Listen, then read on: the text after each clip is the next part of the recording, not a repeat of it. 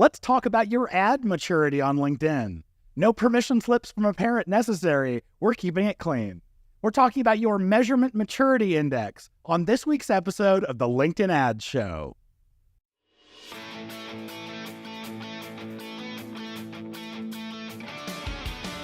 Welcome to the LinkedIn Ads Show. Here's your host, AJ Wilcox. Hey there, LinkedIn Ads fanatics. As he said, I'm AJ Wilcox. I'm the host of the weekly podcast, the LinkedIn Ads Show. I'm thrilled to welcome you to the show for advanced B2B marketers who want to evolve and master LinkedIn ads and achieve true pro status. Back in episode 129, it was a recap of the B to Believe event. I mentioned that LinkedIn announced a new study that you could run with your LinkedIn rep.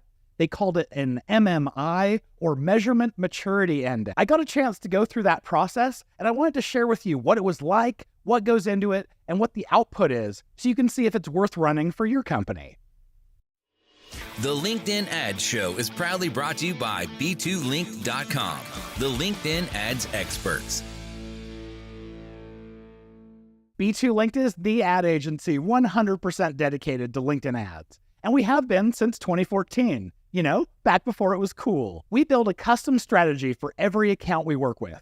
You get to work directly with me and my local team, and you won't get a cookie cutter approach or some sort of standard account template from us. Since I'm a car guy, I like this analogy. We give Ferrari level results for the price of a Honda. If that sounds interesting and you'd like to explore partnering with us for managing your LinkedIn ads, schedule your free discovery call today at b2linked.com/discovery. All right, first off in the news, there's an update coming to conversation ads that I'm actually kind of excited about. In your conversation ads, LinkedIn is going to start including an extra call to action called Not Interested by default into all the ads. This is going to happen for all new conversation ads you create, or anytime you go and edit an existing one. When a member clicks on the button that says Not Interested, they can delete or archive the message. And I think what this means for us advertisers is we are going to keep sending one of these sponsored messages every time someone is eligible. And that could be as soon as every 21 days.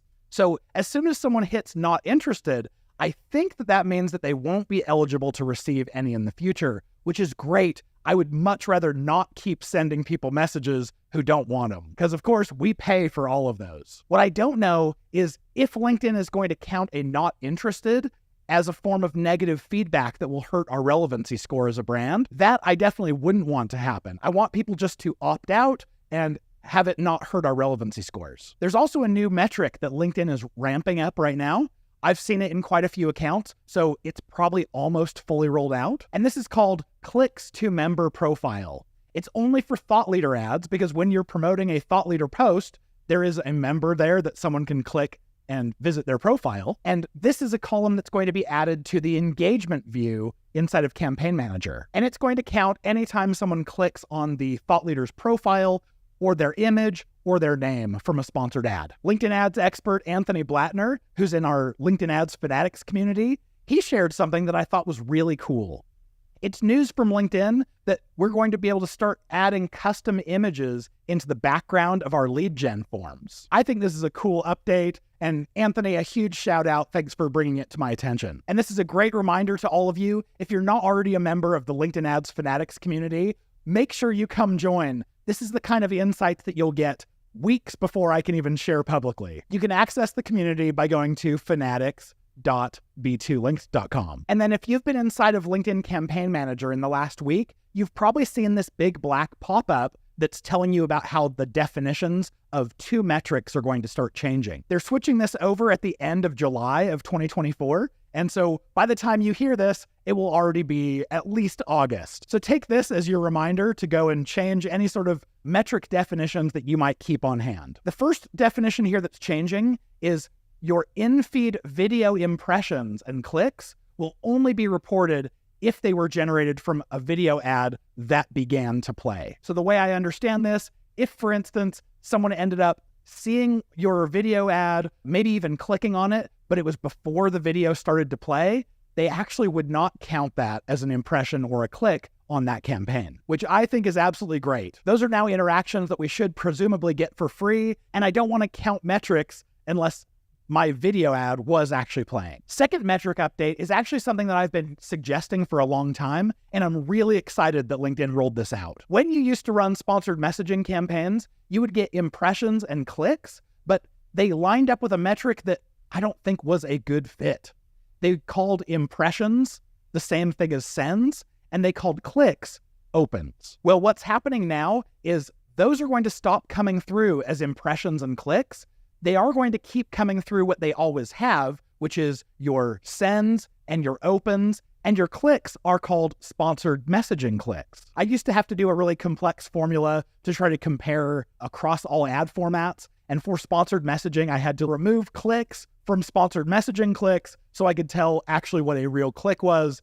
We don't have to do that anymore, and I'm actually really excited about this. All right, do you have a question, feedback for the show, or even a review? Message me on LinkedIn. My DMs are free and open, and you can also email us at podcast@b2linked.com. If you attach a link to a voice recording from you, I'll even play them right here on the show, and let me know if you want me to keep you anonymous or shout you out and share your details. I hope you know by now, I really do want to feature you. All right, down to the topic at hand, let's hit it. All right, what is the Measurement Maturity Index, or MMI as we'll call it from here on out? Essentially, it's a survey that your LinkedIn rep can help you go through to determine the sophistication of your LinkedIn ads measurement strategy and capabilities. It results in a score from 1 to 100. As you probably know, I'm a big fan of benchmarking to see how advertisers are doing. Being able to compare yourself against an average tells you whether you're doing a really good job, a really bad job, or somewhere average. And I think the MMI score is a pretty good way to benchmark your ads data collection strategies to see if there are any big opportunities you might be missing, or if you should be patting yourself on the back because you're already at the top of your industry. It starts with a survey that's inside of a Google Sheet where each column is a different question that they want to ask with various answers down below. You'll go through and highlight either one or multiples of the options right within the Google Sheet. And what you're highlighting is the answer that best describes your company or your company's approach to that kind of data collection. Here's just a quick run through of what the questions are so you can get in your mind like what I should be prepared to answer. The first asks how long your traditional sales cycle is. The second is the top 3 metrics that matter most. They're kind of your North Star. It'll ask about what your attribution window that you care about inside of Campaign Manager for both clicks and views. The default click attribution window is 30. The default view-through window is 7 days. So if you're just using the defaults, that's nice and easy for you. There's a question on how you do your decision-making, if it's all inside of LinkedIn's Campaign Manager or with partner tools integrations or completely outside.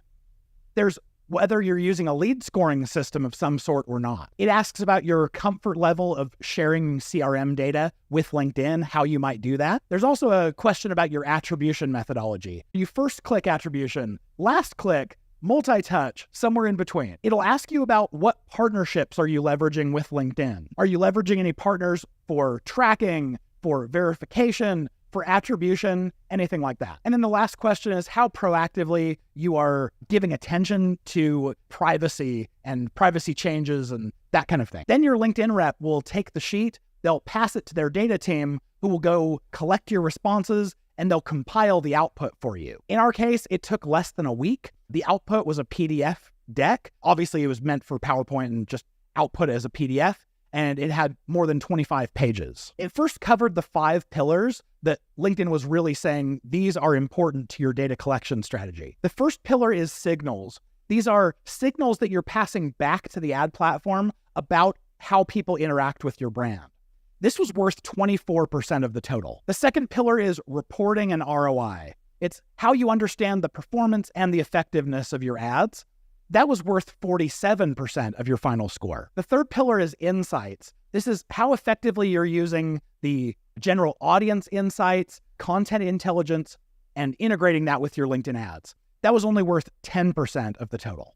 Fourth pillar is verification. This is understanding if a person saw your ad in a safe environment and having confidence in that.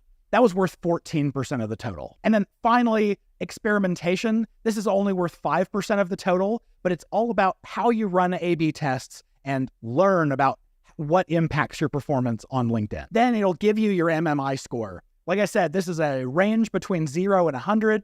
If you're doing a really good job at all of these things, you might be closer to 100. If you have a lot of gaining ground to do, you'll be closer to the 0. But then they give you a name for how your performance is. The one I was looking at, the MMI score came in a little over 80, and it said that we were advanced. It also goes into each of the pillars and offers suggestions for improvement. Obviously, the goal of this is just not to get a number and go, yay, that was it. The goal is to show you that you have some improvement so that you can go and actually make some changes and implement new processes. Under the signals section, this is the data that we send back to the platform. The recommendations revolved around, are you using the insight tag properly? Has it been switched to first-party data collection rather than third-party? Are you using offline conversions upload? Are you tracking performance with website actions? Are you using the conversions API or the revenue attribution reporting? And obviously, the more of those you are using in a more sophisticated way, the higher it's going to push your score. Moving on to the insights section, I don't know if this client just didn't have a whole lot of feedback that they needed on insights. Most of this section pushed people towards using a data collaboration platform called Cleanroom by a company called Habu. I haven't had a chance to use anything like a Cleanroom. We keep our own data on a data warehouse and get to pull it that way, combine it from different sources. I'm guessing this might be similar, but I think what might be cool about a Cleanroom is you might be able to share certain aspects of your data with your LinkedIn rep to help them get access to your data and do some analysis that is outside of Campaign Manager. This section also showed an idea of the kinds of reports that you can request from your LinkedIn rep, and it mentioned that these can be generated for all advertisers. I don't know if it actually means all advertisers, because every so often, if one of our accounts that we manage doesn't have a rep, I'll reach out to general LinkedIn support, and they act like they have no idea what I'm talking about. Under the experimentation section, it's pushing advertisers to use the A/B testing tool inside of Campaign Manager, which I don't recommend, and the brand lift studies, which I do recommend. And then in the verification section, it's pushing advertisers to invest in partners like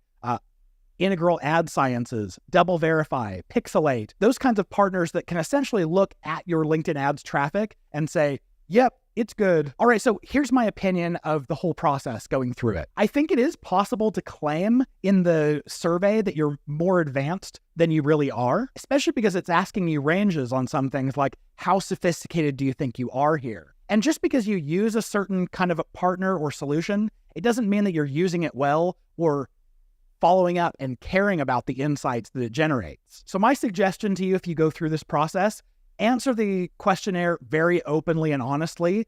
Don't be trying to get the highest score you can. Go ahead and answer in a way that shows a little bit more conservative so you can get more tips from LinkedIn on what they would suggest to improve. I also noticed that this heavily pushes advertisers to use third-party providers and partners.